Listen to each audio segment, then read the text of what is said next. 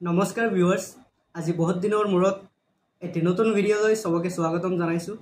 মোৰ নাম Nizam second prof BMS student at government Ayurvedic college Guwahati আজিৰ এই ভিডিওটি বিশেষভাৱে কাউন্সেলিংৰ ওপৰত আলোচনা কৰা হ'ব মই যোনবোৰ টপিক এটো ভিডিওত কভাৰ কৰিম হেকেটা হৈছে কাউন্সেলিং প্ৰসেস নাম্বাৰ 2 ডকুমেন্টস কি লাগিব তাৰ পিছত annexures then fee structures then expected cut off for different categories then online challan কেনেকৈ বনাব লাগে হেতু তাৰ পিছত হোস্টেল ফেসিলিটিজ কি আছে আমাৰ কলেজত হেতুৰ বিষয়ে আলোচনা কৰিম দেন বন্ড কেনেকৈ আমাৰ কলেজত যদি কোনোবাই সিট লৈ কেনে এক বছৰ পিছত এৰি যাব খুজে বা মাজত এৰি যাব খুজে কিমান বন্ড মানে ফাইন দিব লাগে হেতুৰ বিষয়ে আলোচনা কৰিম ইয়াৰ পৰা ইউজি কমপ্লিট হোৱাৰ পিছত স্টাইপেন্ড কিমানখিনি পায় হেতুৰ বিষয়ে আলোচনা কৰিম এতিয়া আমি কাউন্সেলিং প্ৰসেসৰ বিষয়ে অকমান আলোচনা কৰিম BMS আৰু BHMS দুটা কাউন্সেলিং এবাৰ একেলগে হ'ব আৰু কাউন্সেলিংটো হ'ব গভৰ্নমেন্ট আয়ুৰ্বেদিক কলেজ অডিটৰিয়ামত আৰু আমাৰ কলেজখন আছে জালুকবাৰী গুৱাহাটীত আসাম ইঞ্জিনিয়াৰিং কলেজ ৰোডত কাউন্সেলিং টাইমটো দিয়া হৈছে 9:30 ৰ পৰা মৰ্নিং ষ্টাৰ্ট হ'ব আৰু প্ৰসেসটো মই এতিয়া কৈ দিছো 9:30 যেতিয়া কাউন্সেলিং ষ্টাৰ্ট হ'ব তেতিয়া ডিফাৰেন্ট ক্যাটাগৰী ওয়াইজ এজনকে ষ্টুডেন্ট মাতি দিয়া হ'ব আৰু ষ্টুডেন্টে যিমানবোৰ ডকুমেন্টস ৰিকোয়াৰ্ড ডকুমেন্টস আছে এটো মই পিছত আলোচনা কৰিম কি ডকুমেন্টস লাগিব সব ডকুমেন্টস লৈ কেনে ষ্টেজত আগবাঢ়ি যাব লাগিব আৰু এজনকে সিৰিয়ালি মাতি দিয়া হ'ব ষ্টুডেন্টবোৰক যেতিয়ালৈকে সিট ফিল আপ নহয় যেতিয়া BMS ৰ সিট ফিল আপ হৈ যায় তেতিয়া ষ্টুডেন্টবোৰক তাৰ পিছৰ ষ্টুডেন্টবোৰকো মাতি দিয়া হ'ব আৰু হিয়তক দুটা অপচন দিয়া হ'ব আইদাৰ হিয়তে BMS ৰ ওয়েটিং লিষ্টতো থাকিব পাৰে আৰু নহলে BHMS ত সিটটো লৈ ল'ব পাৰে তো নিজৰ চয়েস হিচাপত ষ্টুডেন্টে চুজ কৰিব পাৰে যে BMS ৰ ওয়েটিংত থাকিব নে BHMS ৰ সিটটো কনফাৰ্ম হৈ যাব কাউন্সেলিং প্ৰসেস মেনি ইমানখিনিয়ে কিবা ডাউট থাকিলে মোক খুদিব পাৰে এতিয়া মই নেক্সট টপিকলৈ আহিছো এটো হল ডকুমেন্টস কি লাগিব তো ডকুমেন্টস কাউন্সেলিং নোটিছত ভালকে লিখি দিয়াই আছে তাতে সবৰ ষ্টাৰ্টিংত লাগিব এপ্লিকেশন ফৰ্মখন ওয়েবসাইটত দিয়া আছে এখন ভালকে ফিল আপ কৰিব লাগিব এপ্লিকেশন ফৰ্মৰ পিছত লাগিব এনেক্সাৰ্স যিমানবোৰ এনেক্সাৰ্স আছে হেবোৰ অৰিজিনাল লাগিব কি এনেক্সাৰ্স লাগিব এটো মই পিছত আগত ভিডিওত ডিসকাস কৰিম তাৰ পিছত লাগিব 12th মাৰ্কশিট 12th যেতিয়া মানে সায়েন্স লৈ কেনে পাস কৰিছে যে এটো মাৰ্কশিটটো লাগিব তাৰ পিছত 10th ৰ এডমিট কাৰ্ডটো লাগিব 10th পাস সাৰ্টিফিকেট লাগিব 10th পাস সাৰ্টিফিকেটৰ পিছত 12th পাস সাৰ্টিফিকেটটো লাগিব তাৰ পিছত আসামৰ PRC লাগিব কাষ্ট সাৰ্টিফিকেট যদি কোনোবা কাষ্ট এপ্লিকেবল থাকে SC OBC হিয়তৰ কাৰণে কাষ্ট সাৰ্টিফিকেটটো লাগিব আৰু NCL যদি এপ্লিকেবল হয় NCL লাগিব যেনেকৈ OBC ৰ কাৰণে ম্যান্ডেটৰি হয় NCL টো দেন এডমিট কাৰ্ড আৰু স্কোৰ কাৰ্ড লাগিব NEET 2025 ৰ আৰু তাৰ পিছত সবৰ লাষ্টত লাগিব চালানৰ যেটো মানে ফৰ্ম চালান যেটো কাটিব লাগে 500 रुपीसৰ চালানৰ যেটো ডুপ্লিকেট ফৰ্ম বা ডুপ্লিকেট এটো লাগিব যিমানবোৰ ডকুমেন্টস ইয়াতে মেনশন কৰা হল গটেকেটা ডকুমেন্টসৰ জেৰক্স লাগিব এটা সেট আৰু নিজে সিগনেচাৰ কৰি কেনে জেৰক্স খিনি জমা দিব লাগিব কাউন্সেলিংৰ সময়ত এতিয়া মই এনেক্সাৰ্সৰ বিষয়ে আলোচনা কৰিম এনেক্সাৰ্স মানে সবে MBBS কাউন্সেলিংৰ কাৰণে যিমানবোৰ এনেক্সাৰ্স বনোৱা হৈছিল সেম সব এনেক্সাৰ্স ইয়াতে ইউজ কৰিব পাৰিব জাস্ট এটা এনেক্সাৰ্স মানে ডিফাৰেন্ট হয় যোনটো DC অফিচৰ পৰা এনেক্সাৰ্স সাইন কৰিব লাগে PRC ৰ কাৰণে এটো MBBS আৰু মানে BMS ৰ কাৰণে বেলেগ হয় MBBS ৰ এটো ওপৰত লিখা থাকে MBBS/BDS আৰু আমাৰ যেটো মানে আয়ুষ কাউন্সেলিং ইয়াতে লিখা থাকে BMS/BHMS সো এটা এনেক্সাৰ্স নতুনকে বনাব লাগিব আৰু বাকিখিনি MBBS ৰ খিনি ইয়াতে ইউজ কৰিব লাগিব আৰু এনেক্সাৰ্স ইয়াতে অৰিজিনাল লাগিব একো জেৰক্স নহয় এতিয়া মই নেক্সট টপিক ফি ষ্ট্ৰাকচাৰলৈ আহিছো সো কাউন্সেলিংৰ দিনাখন একো ফিস পেমেন্ট কৰিব নালাগে কাউন্সেলিংৰ পিছত যেতিয়া এডমিশন নোটিস ওলাব এডমিশনৰ দিনাখন ফিস পেমেন্ট কৰিব লাগিব যোনবোৰ ষ্টুডেন্টে হোস্টেলত থাকিব হিয়তৰ কাৰণে ফিসটো হ'ব 33300 ইয়াতে সব ফিস ইনক্লুডেড থাকিব ইনক্লুডিং স্পোর্টস ফিস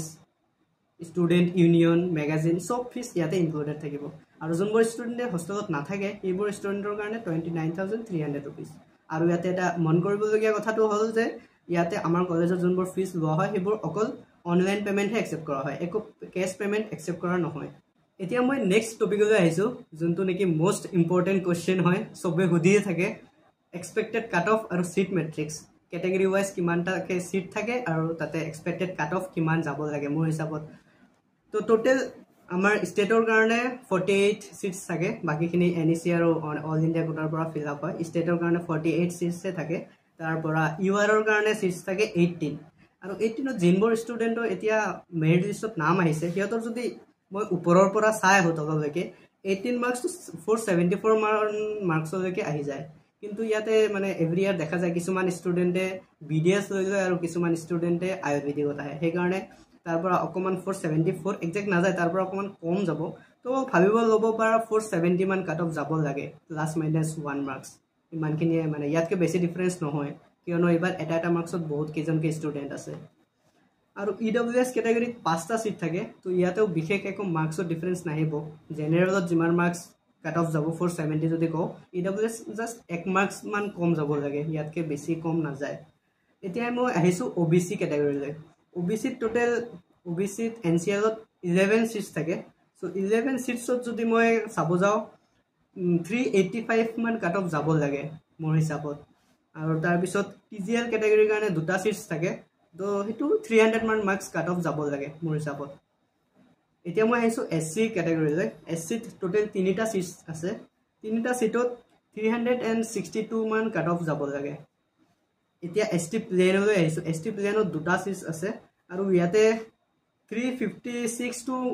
মানে সেভ স্কোৰ বুলি ক'ব পাৰি 356লৈকে 2টা ষ্টুডেণ্টে আছে অকল তাৰ পৰা যদি কোনোবাই এডমিশ্যন নলয় বা BDSত লয় দেন 350লৈকে ভাবি ল'ব পাৰি 350 তো তাতেও মানে আৰু 2টা মান ষ্টুডেণ্ট আছে আৰু ST হিল যদি মই ক'ব যাওঁ তাতেও মই এনে 2টা সিটছ আছে আৰু সেইটো 298 টু 97ত 2টা ষ্টুডেণ্ট আছে আৰু তাৰ পৰা যদি যিকোনো এজনে এডমিশ্যন নলয় দেন 269 টু 70 ইমানলৈকে কাট অফ যাব লাগে এতিয়া মই নেক্সট টপিকলৈ আহিছোঁ সেইটো হ'ল অনলাইন চালান কেনেকৈ কাটিব লাগে এইটো বহুত ষ্টুডেণ্টৰ কাৰণে এটা মানে ডিফিকাল্ট কুৱেশ্যন হয় বুজি নাপায় ভালকৈ আৰু এটা কথা হ'ল যিমানবোৰ ষ্টুডেণ্টে কাউন্সেলিঙত পাৰ্টিচিপেট কৰিব চবৰ কাৰণে চালানটো মানে ভৰিবই লাগিব তো 500 ৰুপিছৰ এটা চালান ভৰিব লাগে এইটো কেনেকৈ চালানটো ভৰিব লাগিব সেইটো মই ষ্টেপ বাই ষ্টেপ বুজাই দিছোঁ তো ফাৰ্ষ্ট ষ্টেপ হ'ল মানে গুগলত গৈ চাৰ্চ কৰিব হ'ল ইগ্ৰাছ আছাম চাৰ্চ কৰাৰ লগে লগে যোনটো ফাৰ্ষ্টত যোনটো ৱেবছাইট আহিব সেইটোত ক্লিক কৰি দিলে হ'ল সেইটো ক্লিক কৰি দিয়াৰ পিছত তাতে বহুত কেইটামান অপশ্যন আহিব তো তাতে যিটো ফাৰ্ষ্ট অপশ্যন আছে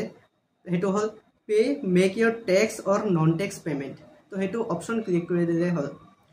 পে মেক ইয়ৰ টেক্স অৰ নন টেক্স পে'মেণ্ট সেইটো অপশ্যনত ক্লিক কৰি দিয়াৰ পিছত তাতে আকৌ 2টা অপশ্যন আহিব এটা হ'ল ট্ৰেজাৰী পে'মেণ্ট আৰু এটা হ'ল নন ট্ৰেজাৰী পে'মেণ্ট তো ট্ৰেজাৰী পে'মেণ্টটো ছিলেক্ট কৰিব লাগিব ট্ৰেজাৰী পে'মেণ্টটো ছিলেক্ট কৰাৰ পিছত তাতে লগইন পেজটো খোল খাব তো তাতে যেহেতু সবে ফাৰ্ষ্ট টাইম পে'মেণ্ট কৰি আছে সো ইহঁতে তলত ক্ৰিয়েট নিউ একাউণ্ট বুলি অপশ্যন এখন পাব তাতে ক্লিক কৰি দিলে হ'ল আৰু ক্ৰিয়েট নিউ একাউণ্টত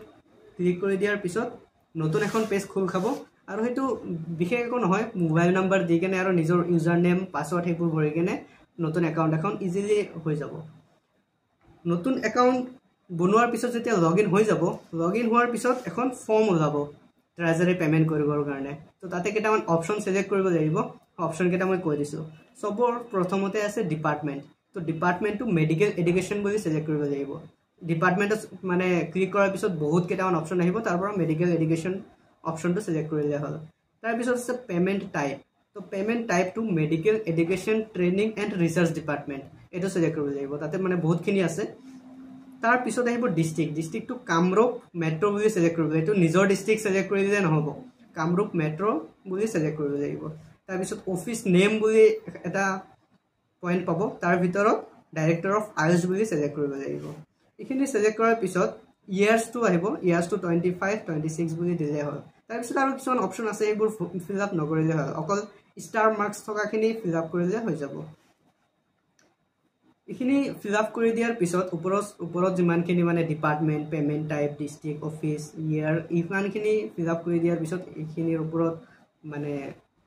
বেছ কৰি কেনে স্কিম কেইটামান আহিব স্কিমত তাতে 4-5টামান অপশ্যন আহিব 4-5টাৰ ভিতৰত এটা মানে হোমিঅ'পেথি বুলি আহিব আৰু তাতে একাউণ্ট নাম্বাৰ এখন থাকিব 021003102000 এগেইন 00 তো হোমিঅ'পেথি বুলি আহিব আৰু সেম একাউণ্ট নাম্বাৰটো আপুনি মিলাই ল'ব পাৰিব আমাৰ যোনটো কাউন্সেলিং নোটিছ আছে নোটিছখনত এটা একাউণ্ট নাম্বাৰ দিয়া আছে সেইটো একাউণ্টৰ নম্বৰৰ লগত এইটো একাউণ্ট নম্বৰ মিলি যাব আৰু সাইডত হোমিঅ'পেথি বুলি লিখা থাকিব আৰু সেইটো তাতে 500 বুলি টাইপ কৰিব লাগিব আৰু তেতিয়া টোটেল ফিজটো 500 হৈ যাব আৰু তাৰ তলত কিছুমান বেসিক ইনফৰমেশন দিব লাগিব নেম তাৰপিছত mobile number payment mode online payment বাকিখিনি আপোনালোকে কৰিব পাৰিব বুলি মই ভাবি লৈছো তো ইমানখিনি সিলেক্ট কৰাৰ পিছত বাকি পেমেন্টখিনি আপোনালোকে কৰি ল'ব আৰু পেমেন্ট ৰিসিপ্টটো দুটা বা তিনটা কপি পেমেন্ট ৰিসিপ্ট লৈ আহিব কাৰণ কাউন্সেলিংৰ টাইমত পেমেন্ট ৰিসিপ্টটো লাগিব এতিয়া মই আহিছো নেক্সট টপিকলৈ হেটো হোস্টেল ফেসিলিটিজ আমাৰ গভৰ্নমেন্ট আয়ুৰ্বেদিক কলেজত হোস্টেল ফেসিলিটি বহুত ভাল হয় ইয়াতে গাৰ্লছ হোস্টেলৰ কাৰণে ইউজিৰ কাৰণে এখন গাৰ্লছ হোস্টেল আছে আৰু ইয়াতে যিমানবোৰ ষ্টুডেন্টে মানে এডমিশন লয় ফাৰ্স্ট ইয়াৰৰ পৰাই হোস্টেল পাই যায় ফাৰ্স্ট ইয়াৰত যিমানবোৰ ষ্টুডেন্ট হোস্টেলত থাকিব খোজে সবে হোস্টেল পাই যায় আৰু বয়সৰ কাৰণে ইউজি বয়স হোস্টেল দুখন আছে এখন হল চৰক হোস্টেল আৰু এখন হল জেচিবি বয়স হোস্টেল আৰু পিজিৰ কাৰণে এক্সট্ৰাকে আৰু এখন বয়স হোস্টেল আছে ইয়াতে এতিয়া মই বন্ডৰ কথা কৈ আছো